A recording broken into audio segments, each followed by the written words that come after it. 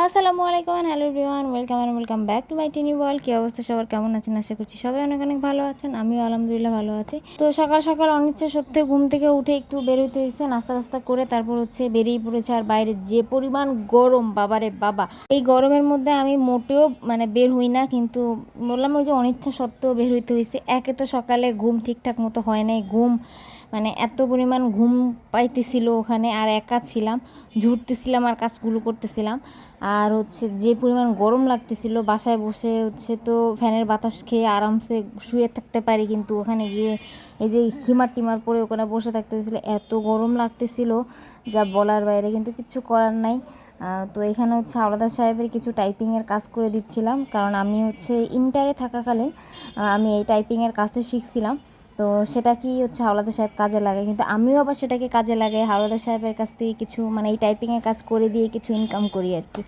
তো যাই হোক, এই কাজটা শেষ করে তারপরে চলে গিয়েছিলাম একটু লেসের দোকানে কেন গিয়েছি সেটা ভিডিওর লাস্টেই আপনারা দেখতে পাবেন। তো এখানে মোটামুটি টুকটাক হালকা পাতলা লেস আছে, তো ওখান থেকে 3 গজের মতো লেস কিনে বাসার উদ্দেশ্যে রওনা দিই। কারণ এই গরমের মধ্যে আমার আর বাইরে থাকতে ইচ্ছা করতেছিল না, ভাবতেছিলাম যে কখন বাসায় গিয়ে পৌঁছাবো আর কখন একটু ফ্রেশ হব। খিমারটা পড়ার কারণে আরও অতিরিক্ত গরম লাগতেছিল মনে হচ্ছিল। তো যাই হোক, বাসায় গিয়ে দেখলাম আম্মু আমরা কেটে রেখেছিল, রেখে ফ্রিজে রেখে দিয়েছিল। তো সেটার মধ্যে লবণ, মরিচ, তারপর চিনি মিশিয়ে একটু খেয়েছি আমার খুবই পছন্দের। আর বাইরে দেখলাম ওয়েদারটা খুবই বিচ্ছিরি একটা গরম, যেটা বলার বাইরে। তো এরপরে সকালে যেহেতু ঘুম হয় না, এই জন্য একটা ঘুম দিছি। আর দুপুরে আমি ভাতও খাই নাই, ওই যে একটু আমরা খেয়েছি অতটুকুই।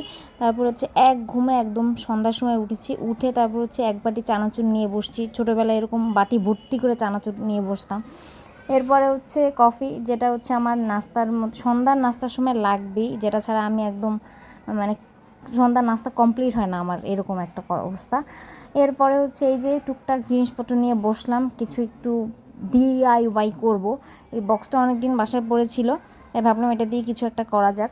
আর এই যে এই লেসটাই আনতে গিয়েছিলাম, ওখানে 3 গজ এনেছি, 20 টাকা কি 30 টাকা নিয়েছিল এরকম। তো এই জিনিসগুলো দিয়ে একটা DIY বানাবো, জুয়েলারি বক্স বানাবো। এই জুয়েলারি বক্স মেকিংয়ের ফুল ভিডিও আমার ক্রাফট উইথ মুনিয়া চ্যানেলে দেওয়া আছে। এই যে ওই চ্যানেলের জন্য ভিডিও শ্যুট করতেছিলাম এখানে, কি পরিমাণ কাহিনী করে আমি ভিডিও শ্যুট করি। তো এই আউটপুট। তো এইটার ফুল ভিডিও যদি আপনারা দেখতে চান, আমার ক্রাফট উইথ মুনিয়া চ্যানেলটাতে যেতে পারেন, যেটার লিঙ্ক আমি ডেসক্রিপশন বক্সে দিয়ে দিব। তো সেখান থেকে আপনারা চেক আউট করে আসতে পারেন। আর এটা কেমন হয়েছে অবশ্যই কিন্তু আমাকে কমেন্টে জানাবেন। তো এই তো আজকের ভিডিওটা এই পর্যন্তই। নেক্সট কোনো ভিডিওতে আপনাদের সাথে দেখা হয়ে যাবে। ততদিন পর্যন্ত ভালো থাকবেন, সুস্থ থাকবেন। আল্লাহ হাফেজ এবং আসসালামু আলাইকুম। Thanks for watching.